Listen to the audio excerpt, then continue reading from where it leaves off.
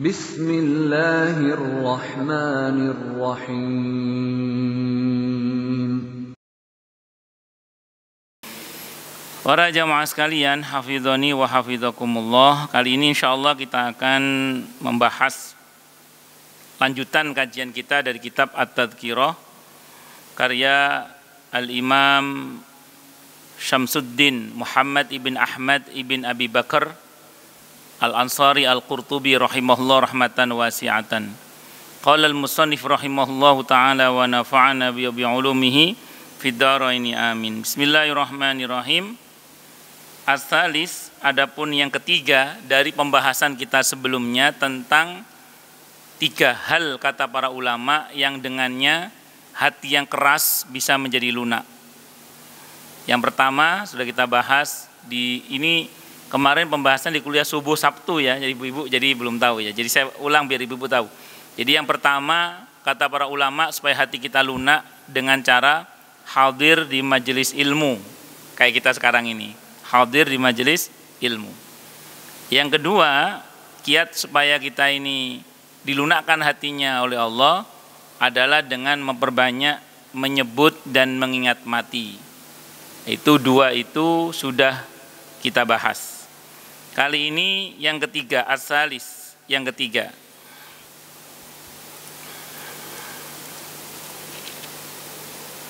As-salisu adapun yang ketiga adalah musyahadatul muhtadharina, yaitu menyaksikan orang yang sedang mengalami kritis menjelang kematiannya.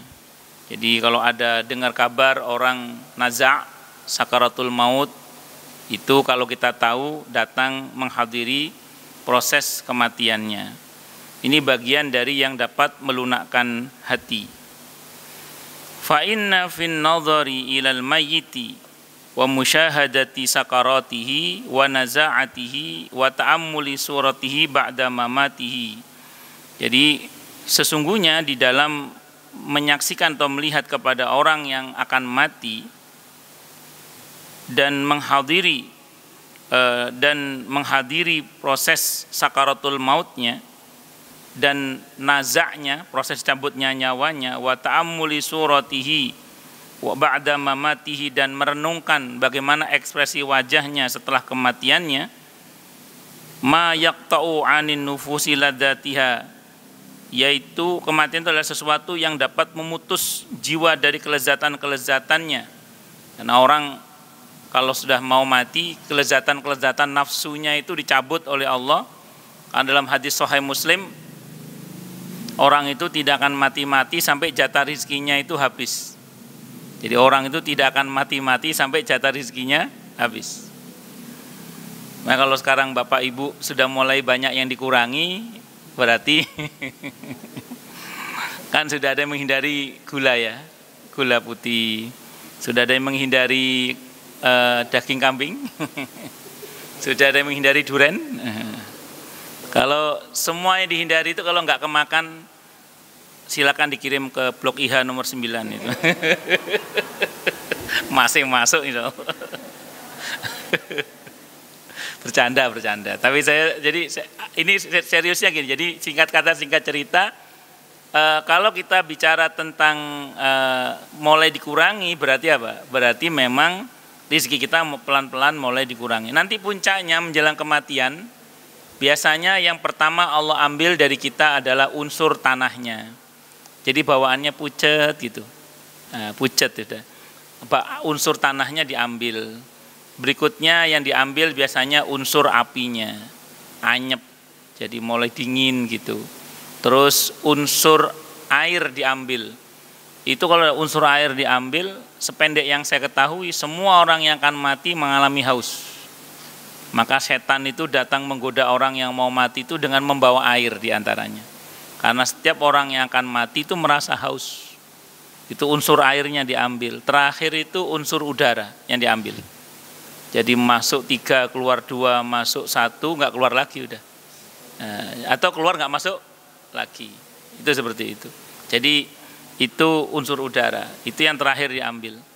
Makanya ada ulama yang menjelaskan sebenarnya kan kalau kita rujuk kepada beberapa ayat yang ada, kan banyak orang yang ketika mau mati itu negosiasi agar kematiannya ditunda sebentar saja, seperti salah satunya ya itu ada di surah Al-Munafiqun ayat 10 itu.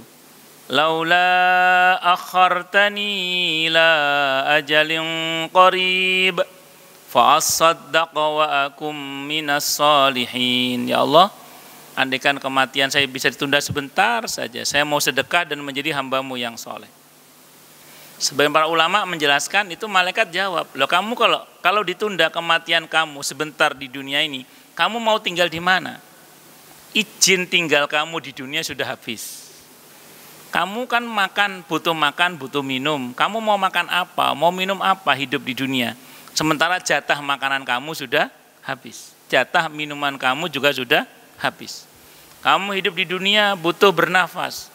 Loh jatah oksigen kamu itu loh sudah habis. Mau hidup dengan apa kamu itu? Jadi mau tidak mau ya nggak ada pilihan. Harus dieksekusi mati. Karena memang ajalnya sudah tiba. Nah makanya saya ulang sekali lagi. Orang kematian itu menghilangkan kelezatan nafsu. Kita nggak usah nunggu mati lah, sudah tua saja. Banyak orang yang dikecewakan oleh materi yang selama ini diharapkan bisa membahagiakannya.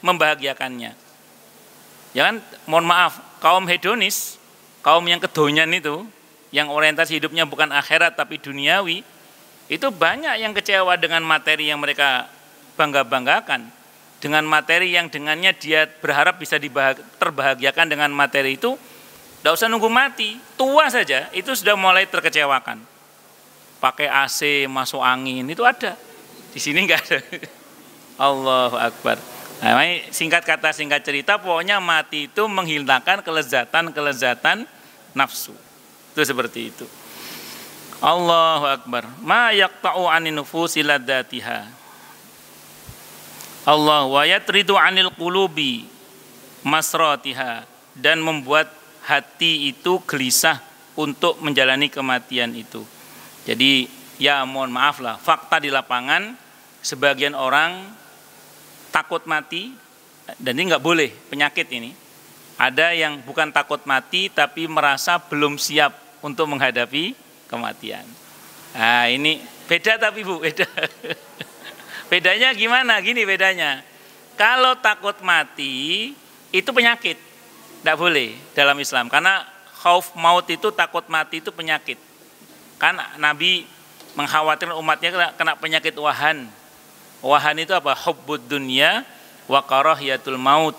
Jadi terlampau mencintai dunia dan takut mati. Itu penyakit, tidak boleh kata Nabi. Nah, tapi ada orang itu lebih mengarah kepada gini, karena sudah ngaji ya sajane podo ae bener ya. Cuman karena sudah ngaji, jadi lebih kepada gini, bukan takut mati, tapi merasa belum siap mati karena dosa masih banyak, terus kemudian amal masih sedikit. Maka yang kedua ini bedanya gini Bu, kalau yang pertama tadi cuma takut aja udah, stres macam-macam. Kalau yang kedua ini enggak, dia karena merasa belum siap, maka dibuktikan dengan banyak istighfar, dengan banyak tobat, dengan banyak ibadah dan amal yang soleh. Jangan bayangkan nanti kita mati sedang beribadah atau beramal yang soleh. Bayangkan ada potensi kita mati durhaka kepada Allah. Na'udzubillahi minasyarri dzalik. Maka mumpung kita masih hidup, ayo miliki kebiasaan yang baik yang Allah ridhoi. Karena seseorang itu insya Allah dia akan mati dalam keadaan seperti biasanya dia melakukannya. Maka kita berusaha memiliki kebiasaan yang baik yang Allah ridhoi. Ini namanya mengantisipasi kemungkinan terburuk gitu. Jangan bayangkan kita mati itu banyaknya mentalkin. Bayangkan kita mati itu sendiri, apalagi masa pandemi sekarang. Kan ada potensi di mana kita mati sendirian. Gak ada siapa-siapa. Kalaupun ada dokter sama perawat, belum tentu muslim dokter sama perawatnya. Maksudnya gini, sementara kita kan sangat berkepentingan agar akhir hayat kita adalah ucapannya la ilaha illallah. Maka ringankan lisan dan hati kita untuk mengucap la ilaha illallah. Itu seperti itu. Allahu Akbar. Wa yamna'ul ajfana minan naum, dan kematian itu ingat mati atau menghadiri orang yang akan mati itu menjadikan kita ini wa yamna'ul ajfana minan naum, bisa mencegah mata dari tidur. Nah, kenapa mencegah mata dari tidur? Karena dia berusaha untuk bermujahadah. Dalam Islam itu gini ya, takalluf itu tidak boleh, mujahadah disuruh.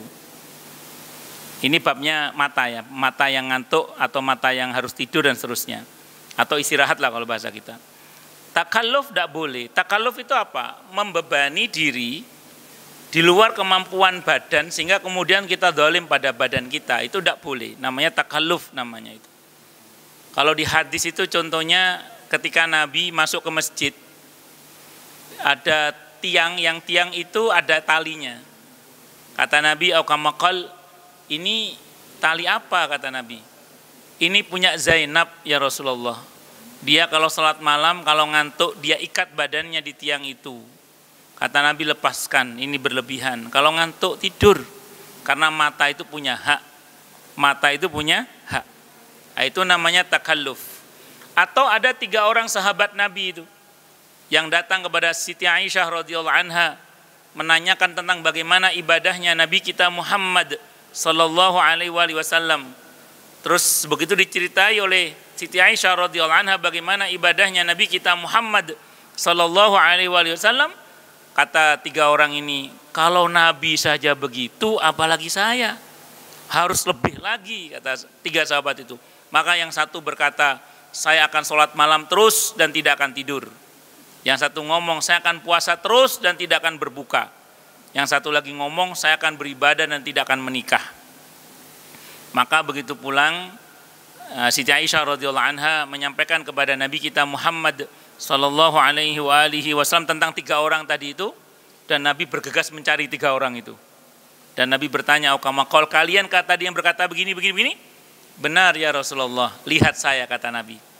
"Saya sholat malam tapi saya juga tidur," kata Nabi. "Saya puasa tapi saya juga berbuka," kata Nabi. "Dan saya juga menikah," kata Nabi. Jadi di antara mereka ada yang nanya, "Ya Rasulullah, tapi Anda pernah itu Nabi itu gitu?" Jadi beliau itu pada prinsipnya mengajar kepada kita tidak boleh takalluf. Jadi takalluf itu zalim pada diri sendiri. Jadi beramal sampai menzalimi diri sendiri. Tapi di satu sisi Islam mengajarkan kita untuk bermujahadah agar kita bersungguh-sungguh di dalam beribadah kepada Allah Subhanahu wa taala. "Walladzina jahadu fina lanahdiyannahum subulana." Surah ke-29 Al-Ankabut ayat 69. Dan orang-orang yang mau berjihad, jihad dalam ayat itu mujahadah, berjuang, bersungguh-sungguh, bukan perang. Karena ayat itu turun di Mekah. Jadi ayat itu tentang jihad tapi turun di Mekah. Di Mekah itu belum ada perang. Berarti makna jihad di situ adalah bukan perang tapi bersungguh-sungguh dalam beribadah kepada Allah Subhanahu wa taala. Soalnya ada orang yang ngomong bahwa katanya di Al-Qur'an semua kata jihad itu artinya perang. Enggak. Jadi tidak semua kata jihad dalam Al-Qur'an itu berarti perang. Nah, di antaranya mengandung makna bersungguh-sungguh. Siapa yang bersungguh-sungguh untuk sampai kepada kami, sungguh kami akan antarkan dia, akan kami tunjuki dia ke jalan-jalan yang buat dia sampai kepada kami dengan selamat. Jadi mujahadah itu disuruh dalam Islam itu. Apalagi di surah Al-Ankabut, di surah Al-Hujurat ayat 15, ciri mukmin sejati itu kata Allah, "Innamal mu'minuna alladzina amanu billahi wa rasulihi tsumma lam yartabu wajahadu bi amwalihim wa anfusihim fi sabilillah ulaika humus shadiqun." Bahwasanya mukmin sejati adalah orang-orang yang mau beriman kepada Allah dan Rasulnya tanpa keraguan, dan mereka mau berjihad, berjuang, bersungguh-sungguh dengan harta dan diri mereka di mana? Di jalan Allah. Jadi berjuang di jalan Allah. Ulaika humus shadiqun, mereka itulah shadiqun, orang-orang yang jujur, benar dan bersungguh-sungguh dalam mengimani Allah dan Rasulnya Muhammad sallallahu alaihi wasallam. Nah, jadi kalau mujahadah disuruh. Terus titik temunya di mana Ustaz? Tidak boleh takalluf tapi suruh mujahadah. Sederhana. Wa yamna'ul ajfana minan naum, mencegah mata dari tidur, wal abdana minar roha, dan mencegah badan dari istirahat. Orang kalau ingat mati, apalagi menyaksikan orang yang akan mati tadi, menjadi semangat untuk beribadah kepada Allah dan mencegah badan dari beristirahat dalam arti bermalas-malasan. Ini menarik ya. Jadi tadi di surah Al-Balad oleh adik tadi di ayat 4 itu disebutkan laqad khalaqnal insana fi kabad. Sungguh telah kami ciptakan manusia itu dalam susah payah, fi kabad. Kabad itu susah payah. Artinya apa? Kita diciptakan oleh Allah di dunia ini untuk beribadah kepada Allah Subhanahu wa taala dan menjadi khalifah. Berarti ini memang tempatnya kita berlelah-lelah. Jadi dunia ini tempatnya kita berlelah-lelah. Saya ulang, dunia ini tempatnya kita berlelah, tapi berlelah-lelah dalam beribadah kepada Allah. Karena sebenarnya di semua pilihan pada aktivitas dunia ini semuanya melelahkan. Cuman ada yang ujungnya ridho Allah, ada yang ujungnya itu murka Allah. Nah, jadi bermujahadah sama takaluf itu beda tadi. Dan semoga nama kita dihapus oleh Allah dari daftar ahli neraka. Amin. Allahumma amin insyaallah. Orang tua kita juga ya, amin insyaallah. Guru-guru kita semua, amin insyaallah. Dan ini kata Hasan Al-Basri. Jadi begitu beliau menyaksikan proses orang yang akan mati itu, sakaratul maut, itu rupanya menggetarkan hati dan jiwa beliau, menjadikan beliau gumregah, semangat untuk beribadah kepada Allah. Dan itu beliau komitmenkan dalam pernyataan beliau, pokoknya saya tidak akan pernah berhenti beramal untuk menyiapkan keadaan seperti itu nanti, yaitu ketika menghadapi kematian. Nah, jadi itu efek positif ya, dampak positif dari menyaksikan proses kematian seseorang. Maka siapapun yang mendapatkan kesempatan itu dimanfaatkan dengan baik untuk melunakkan hatinya supaya tidak keras hatinya.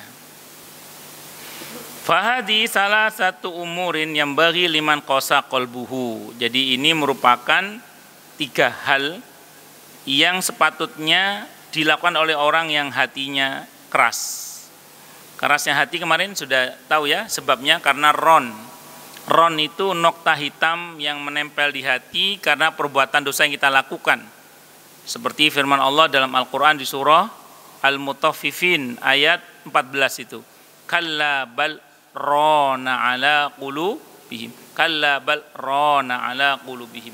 Jadi ada kata ron. Ron itu dalam hadis riwayat Abi Dawud, nokta yang hitam yang menempel di hati karena perbuatan dosa yang kita lakukan. Jadi kalau kita berbuat dosa itu ada nempel nokta hitam di hati, tol gitu. Nanti kalau berbuat dosa lagi nempel lagi, tol gitu. Kalau dosa yang sama diulang langsung 2 totolnya, totol gitu. Kalau dosa yang sama diulang ketiga kalinya, langsung kali 2 lagi, langsung 4 tol gitu. Artinya daya menghitamnya hati untuk satu perbuatan dosa yang diulang-ulang itu bisa lebih dahsyat. Makanya daya racunnya bisa sangat mematikan sehingga hati itu menjadi kotor. Nah, hati kalau kotor seperti badan yang kotor itu mudah berpenyakit. Sehingga Allah katakan di surah Al-Baqarah itu tentang hatinya orang-orang munafik yang dibiarkan kotor itu, kata Allah apa? Fi qulubihim maradun fazadahumullahu marada walahum adzabun alimum bima kanu yakdzibun. Jadi tambah lama tambah parah, tambah parah sakitnya karena dibiarkan itu. Jadi hati yang kotor itu bisa menyebabkan seseorang itu penyakitan hatinya, tambah lama tambah berpenyakit. Tambah lama tambah berpenyakit. Sehingga apa yang terjadi kemudian?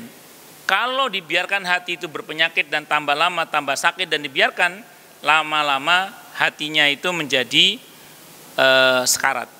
Nah, sekaratnya hati itu ditandai dengan sulit menerima nasihat. Innalladzina kafaru sawaun alaihim a'andartahum am lam tundirhum la yu'minun. Sama saja Muhammad, kamu kasih peringatan mereka atau tidak, sama saja, mereka tidak akan beriman. Ya, itu karena apa? Karena hatinya sudah sakarat, sakaratul maut. Hatinya sudah sekarat. Kalau hati yang sekarat dibiarkan saja, lama-lama hati itu akan menjadi mati, dikunci mati oleh Allah. Sehingga Allah katakan khatamallahu ala qulubihim wa ala sam'ihim wa ala absarihim ghishawatu wa lahum adzabun azim. Nah, kalau udah dikunci mati ini repot sudah. Nanti muncul keadaan di mana Allah gambarkan wa idza qila lahum la tufsidu fil ardi qalu innama nahnu muslihun ala innahum humul mufsiduna walakin la yash'urun. Kalau dikatakan jangan berbuat kerusakan, oh enggak kok kita berbuat baik. Ketahuilah bahwa mereka itu adalah orang yang berbuat kerusakan tapi enggak ngerasa salah, enggak ngerasa salah, celakanya malah merasa benar. Itu sudah dikunci mati hatinya oleh Allah itu. Atau wa idza qila lahum aminu kama amanan nasu qalu anu'minu kama amanas sufaha ala innahum humus sufaha walakin la ya'lamun. Nah, apabila katakan pada mereka berimanlah sebagaimana orang-orang itu beriman, mereka mengatakan, apakah kami akan beriman sebagaimana orang-orang bodoh itu beriman? Kata Allah, ketahuilah mereka itulah orang yang bodoh, tapi mereka tidak merasa, tidak mengetahui kalau mereka itu bodoh. Jadi bodoh nggak ngerasa bodoh, celakanya malah merasa pinter. Jadi merasa bodoh nggak ngerasa bodoh, celakanya malah merasa pinter. Itu kalau bahasanya Ibnu Taimiyah namanya al-jahlul murakkab, goblok kuadrat namanya itu. Itu bahasa Ibnu Taimiyah itu. Jadi al-jahlul murakkab, goblok kuadrat. Bodoh nggak ngerasa bodoh, celakanya malah merasa pinter. Makanya dalam Islam itu kita tidak boleh sebenarnya. Terus gimana dong supaya nggak sampai terjadi seperti itu? Maka kata kuncinya ada satu riwayat yang menyebutkan likulli syai'in suqalah wa suqalatul qulub dzikrullah. Jadi segala sesuatu itu ada pengkilapnya, ada pembersihnya, dan pembersihnya hati adalah dzikrullah. Qad aflaha man tazakka wa dzakara isma rabbih fasalla. Maka sungguh telah beruntung orang yang berusaha mensucikan jiwanya dengan cara memperbanyak zikir dan salat. Maka memperbanyak zikir dan salat itu bagian dari tazkiyatun nufus, pembersihan jiwa supaya jangan sampai kotor. Hati kita ini jangan sampai tadi dikunci mati oleh Allah. Kamu mau berapa lama begini? Emang kamu kira kamu akan hidup terus apa? Apa kamu kira kamu tidak akan mati? Apa kamu kira nanti setelah mati urusan kamu beres gitu? Apa kamu kira tidak ada pertanggungjawaban nanti? Walaupun dia kelihatannya cuek, tapi karena udah terlanjur masuk pertanyaan itu dalam pikirannya, paling tidak dia akan berusaha menjawab itu. Nah, karena pertanyaannya masalah akhirat, diharapkan dia tidak hanya mikir tapi berzikir. Nah, karena masalah akhirat, dengan zikir itulah diharapkan nanti yang bersangkutan hatinya terbuka untuk menerima hidayah atau petunjuk dari Allah Subhanahu wa taala itu seperti itu. Nah, itu yang kedua, doakan. Makanya ada beberapa orang di masa Nabi itu masuk Islam justru di puncak kekafirannya. Jangan salah loh. Jadi ada beberapa orang di masa Nabi itu masuk Islam itu justru di puncak kekafirannya. Di antaranya siapa? Sayyidina Umar bin Khattab radhiyallahu an. Beliau itu masuk Islam justru di saat beliau hendak membunuh Nabi kita Muhammad sallallahu alaihi wasallam. Nah, itu berkat doa Nabi itu. Nabi pernah berdoa, ya Allah muliakanlah Islam ini dengan Umar ibn Khattab atau Ammar ibn Hisham. Abu Jahal itu. Kalau Abu Jahal itu sebenarnya cinta sama Nabi dia. Abu Jahal itu dalam sirah kalau ketemu sama Nabi ditutup wajahnya pakai surban. Ditanya oleh temannya, kenapa kamu kalau papasan sama Muhammad ditutup mukamu dengan surban? Kata Abu Jahal, kalau aku melihat wajahnya aku bisa jatuh cinta. Kalau aku melihat wajahnya aku bisa jatuh cinta. Karena Nabi Muhammad SAW itu orangnya memang menarik. Dan Abu Jahal aslinya cinta sama Nabi itu. Cuman karena salah kalah saingan untuk mendapatkan Siti Khadijah radhiyallahu anha, sentimen. Jadi Abu Jahal itu ngebet banget pengen menikahi Siti Khadijah radhiyallahu anha. Siti Khadijah nggak mau sama Abu Jahal, milihnya Nabi Muhammad sallallahu alaihi wasallam. Abu Jahal itu aslinya namanya Abul Hakam. Hakam itu orang yang cerdas, pinter. Orangnya pinter memang. Tapi pernah kalah debat sama Nabi, akhirnya disebut Jahal. Abu Jahal. Tadinya Abul Hakam dikenal Abu Jahal, gara-gara kalah debat dengan Nabi. Nah itu karena kalah saingan dalam mendapatkan Siti Khadijah, padahal Nabi nggak bersaing. Nabi itu kan diminta toh. Sentimen. Sejak itu semua yang Nabi katakan salah, gara-gara patah hati. Nah, jadi patah hati itu bahaya juga. Patah hati soal cinta itu siapa? Abu Jahal itu. Nah, itu berkat doa Nabi, Sayyidina Umar bin Khattab radhiyallahu anhu akhirnya masuk Islam dengan izin Allah Subhanahu. Itu berkat doa Nabi. Tapi masuk Islam justru di saat beliau hendak membunuh Nabi kita Muhammad sallallahu alaihi wasallam. Siapa lagi? Ibunya Abu Hurairah radhiyallahu anhu.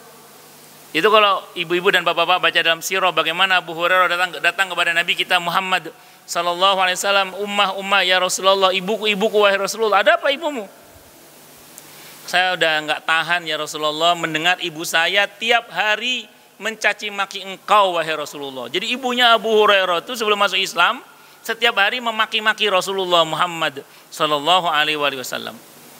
Terus maksud kamu apa? Kata Nabi Okamakal. Kata Abu Hurairah, doakan ibu saya. Nabi mengangkat tangannya dan berdoa, Allah mahdi umma Abi Hurairah. Ya Allah berikanlah hidayah kepada ibunya Abu Hurairah. Tangan Nabi belum turun, Abu Hurairah udah pergi menemui ibunya. Ternyata ibunya sedang mandi. Kata ibunya, setelah selesai mandi, ajak aku menemui Rasulullah Muhammad sallallahu alaihi wasallam. Untuk apa wahai ummah? Kata ibunya, aku akan masuk Islam. Masya Allah. Itu yang dipakai dalil dalam mazhab Maliki. Kalau ada orang mau masuk Islam, suruh mandi dulu, baru bersyahadat. Kalau mazhab Syafi'i, syahadat dulu, baru mandi. Kenapa? Karena banyak orang yang dulu justru masuk Islam itu di puncak-puncak kekafirannya. Dan kalau Allah berkehendak, nggak ada yang sulit. Makanya jangan pernah berputus asa mendoakan. Nah, dalam Islam orang boleh capek menasihati, tapi jangan pernah capek mendoakan. Dosanya semakin banyak, hendaklah ayasta'ina biha ala dawaidaihi. Hendaklah dia memohon pertolongan tentu kepada Allah dengan 3 hal tadi itu, menghadiri majelis ilmu, ingat mati, melihat orang yang akan meninggal dunia, untuk mengobati penyakit dalam hatinya.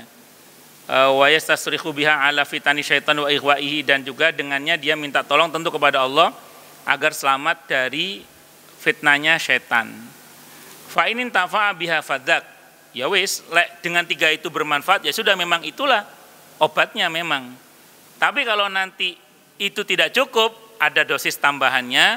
Wallahu a'lam bishawab. Insyaallah kita bahas di kapan-kapan kalau ada jadwal lagi. Saya kira ini yang bisa saya sampaikan, semoga bermanfaat.